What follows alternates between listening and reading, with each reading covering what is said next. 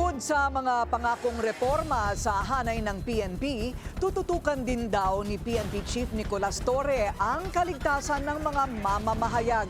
Ang detalye sa agenda report ni Francis Folve.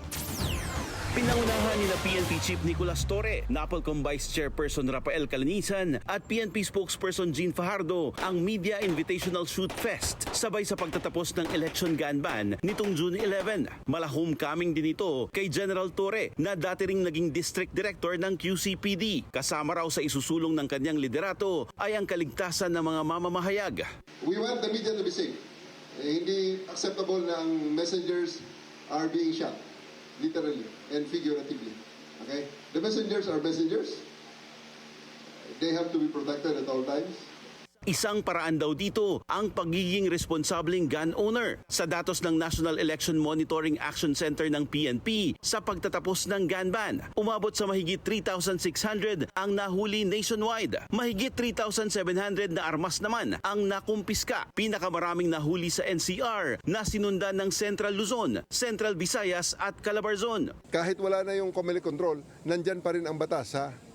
I-remind ko sa ating mga kababayan, nandyan ang batas regarding sa ating pag-own, pag-carry ng firearm, manufacturing, trade, sale. Bukod naman sa bawal na ang mataba at hindi fit sa kanilang hanay, dapat rin daw asentado ang mga pulis.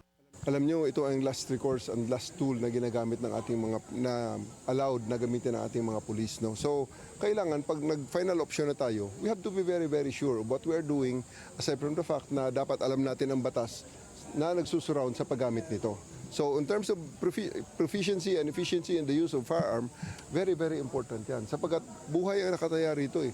Magiging requirement na rin daw ito sa promotion at positioning ng mga pulis. Babawian ng baril at muling isasabak sa training ang mga hindi asintado na nasa serbisyo. Ako'y magpapaprocure na rin ng bolo sa ating R4 para ibigay natin, tanggalin natin ang baril nila. Palitan natin ng bolo. Eh, bolo man ang tawag, eh. Gawan na natin ng bolo. But seriously speaking, hindi acceptable na ang pulis ay hindi marunong gumamit ng baril. Ayon pa kay General Torre, hindi na raw kailangang hanapin ng publiko ang mga pulis sa presinto dahil nasa cellphone na sila. Just dial 911 and they will be there in 5 minutes or less. Para sa agenda, Francis Polbe, Billionario News Channel.